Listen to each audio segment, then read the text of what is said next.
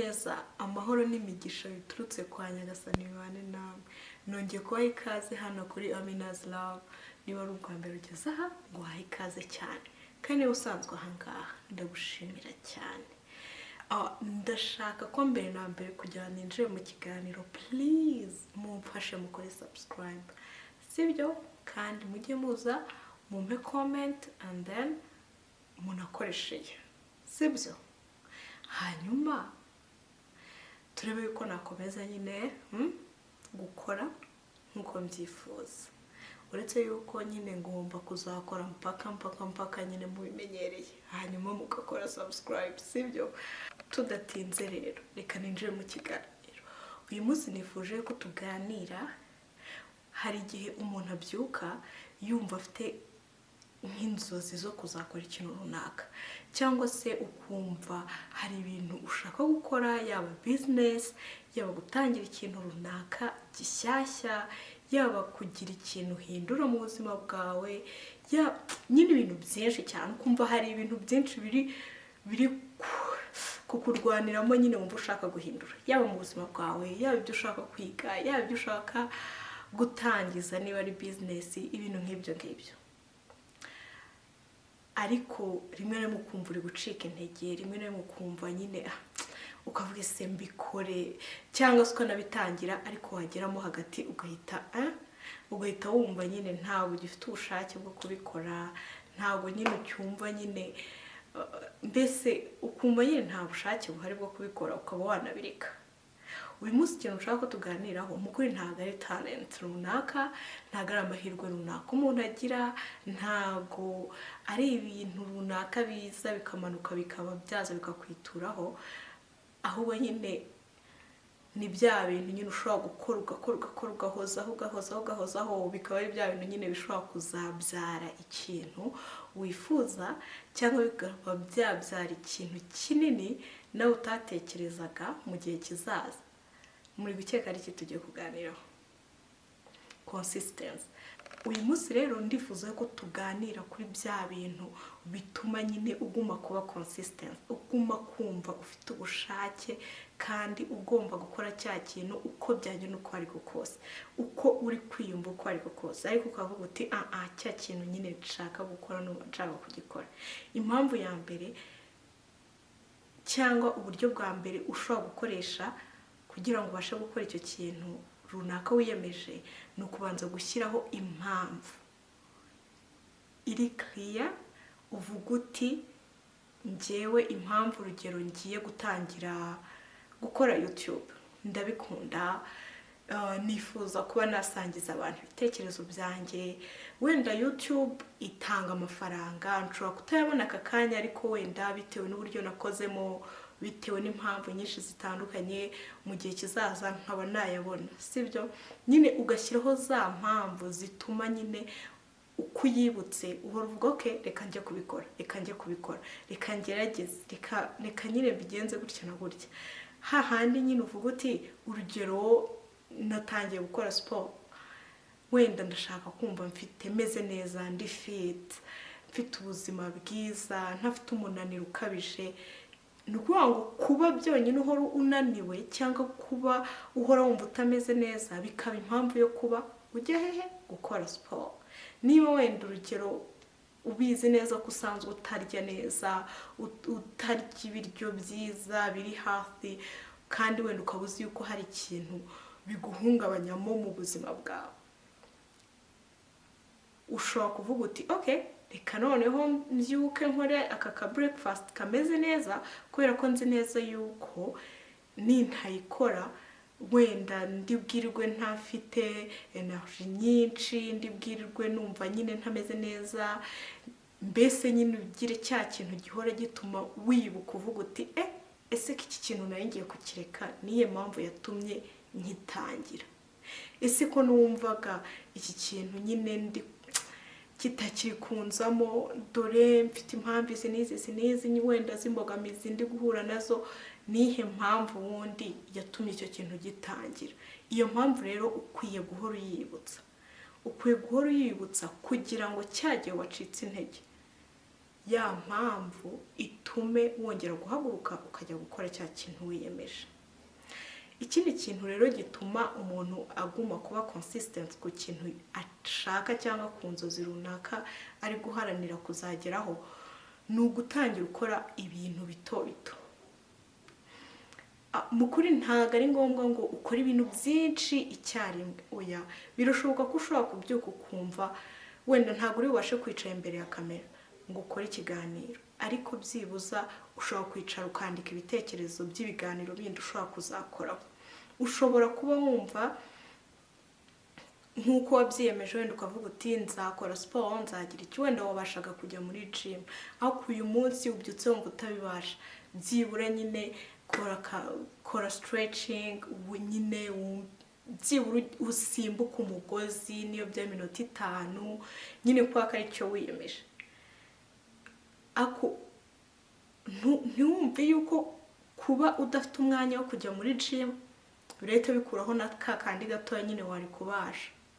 Ntiwumve yuko kuba wumva ushaka kuba healthy, wenda kurya ibintu biri healthy bitewe n'impamvu runaka zawe, ntiwumve ko kuba utabashije kujya mu gikoni guteka ibintu byinshi byibura nyine ushobora no kunanirwa gufata ibintu runaka, wenda waraye ukoze wenda tuvuge nka breakfast, wenda wafashe chia seeds uvanze n'amata, wenda mu gitondo urabiriye, urumva nyine biba ari ibintu wakozeho mbere kandi bitari n'ibintu biruhanyije cyane, ako byibura biri butume uguma muri wa murongo wawe. Ntago ari ngombwa n'ukuri rwose kubyuka ngo cleaning inzu yikunyure uyigire nyine mbese bimere nk'ibintu byahatari, uruhe umve noneho ubuze n'ikindi kintu kindi wakora kubera ko wananiwe. Byibura byuka uvuga uti reka wenda noze amatoilette, reka wenda noze mu kikoni mpa cleaning neza, reka wenda ntunganye mu cyumba nzinga imyenda. Byibura hari ukuntu iyo umaze kubikora ejo mu gitondo wenda kundi munsi wumva noneho wakora n'ikindi. Ntago ari ngombwa byose uhita ubikora rimwe, ni byiza kuba wakora bikeya kugira ngo utazacika intege, sibyo? Ikindi kintu gishobora kugufasha, were kurindira kumva ufite motivation, were kurindira kumva nyine bya bintu bishishikariye cyane. Reka mbabwize ukuri, iyi video nyikoze mvuye mu kazi, ntago ari kubera yuko numvaga ntafite ibindi bintu byo gukora, ariko nyine numvaga umutima wanjye ya mpamvu nyine ituma ngomba kuyikora, numvaga iri kunzamo buri kanya nkavuga kubera iki se ntayikora, reka ngerageze. Kubera ko umuntu usanzwe umfasha kuba ari inyuma ya kamera ntago yari ahari, birashoboka rwose ko nari kubyihorera, ariko kubera yuko nyine ndi kugerageza kwiga kuba consistent ku kintu cyo uploading ama video, nabuze reka mbigerageze gukora njyenyine ndebe ikiri buze kuvamo. Ndayamba bwiza ukuri ko nimbona byavuyemo uko mbyifuza, ubu gahunda no guhora imbere ya kamera.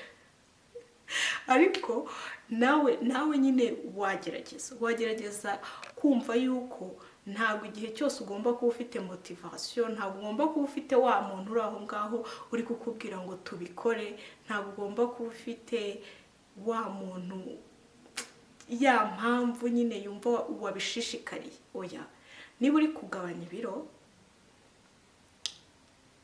impamvu yatumye utangira kubigabanya niyo ukwiye kubanza gutekereza mbere yo kubireka, hanyuma ugakora ibintu bitoya nyine bitewe wenda n'icyo uri gutrayinga gukora na regime uri gufata, ukagerageza kandi bigahoraho. Nibwo nyine uzaba uri kwinjira muri cya kintu turi kwigaho uyu munsi, bigahoraho. Kandi ntiwumve ko nyine kubera yuko ndi kugabanya ibiro nkaba nshaka gukora siporo nkaba numva nyine ntari motivated, ntabwo uyu munsi ndi bukore. Gerageza niyo waba wumva nyine bitari gukunda, sibyo? kandi ngewe nyine nizeye yuko bizakunda, hamwe nyine n'Imana buhoro buhoro bizakunda.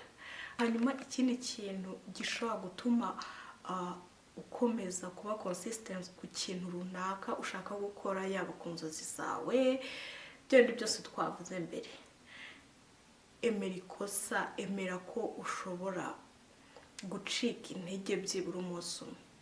Ntiwumve yuko kuba wasibye regime, kuba wacitinze regime yawe bivuze yuko mbese byacitse utakiri ku murongo mwiza wo kuba wafata iyo regime. Ntiwumve yuko kuba utagiye muri iyo gym hari ibyacitse. Nanjye ubwanjye siniyumvishe ko kuba nagize impamvu zituma nta postinga mbega mpita mvuga ngo oye ubwo byarangiye ntabwo ndi buze kuza kongera gupostinga, nacitse intege, mbese mpite mbireka. Donc nibabarire kuba ntabashije gupostinga, nibabarire kuba uyu munsi wenda nari nariyemeje kunywa litiro z'amazi 2 wenda ku munsi ariko bikaba byananiye, ariko ejo nabibasha nkabikora, cyane ko nanabyibutse, cyane ko nibutse ko uyu munsi ntigeze mbikurikiza. Nibabarire kuba numva hari ikintu runaka nagombaga gukora, wenda uyu munsi ndumva nabyutse ntameze neza, ntago nabashije gukora amasuku ko nifuzaga kuyakora, ariko ndabizi neza ko hamwe no kuba nabyutse meze neza ejo nabikora. Ni ukuvuga ngo kwiga kwibabarira mu gihe cya kintu nyine utabashije kugikora, kuko nutibabarira bizarangira noneho uvuze uti ubwo nyine niba nakoraga iki, niba nanywaga amazi, niba nagombaga kurya ibi, n'ubundi natangiye kurya iyo firiti, reka nkomeze nyirye. Cyangwa se nyine kwiga kwibabarira igihe utabashije gukora ikintu, hanyuma ukavuga uti okay ntabwo uyu munsi nabibashije, ariko nyine ntabwo ngomba gucika intege, ejo ngomba kubikora. Nta hantu handitse ko nyine igihe icyo ari cyo cyose, nta nubwo byakunda, ntabwo byakunda nyine ko umuntu keretse urirobo, ntabwo byakunda ko umuntu igihe cyose ahora nyine ari ku murongo ameze gutya. Hari igihe kigera ukumva nyine imbaraga zacitse, hari igihe kigera ukumva nyine ntabwo ubishaka, ariko niyo waba wumva nyine icyo kintu utagishaka, uyu munsi birashoboka, ariko rwose ejo ushobora kubyuka ukavuga okay ikibi noneho nubwo ejo ntari nabikoze, ariko ikibi ni uko noneho nabaho ubuzima bwanjye bwose icyo kintu ntagikora kandi nifuza kugikora. Ni kwa kundi bajya bavuga ntabwo gutsindwa ntabwo ari kwa kundi umuntu aba yatrayinze gukora ikintu wenda akarekera ejo akazongera, uko ntabwo ari ugutsindwa.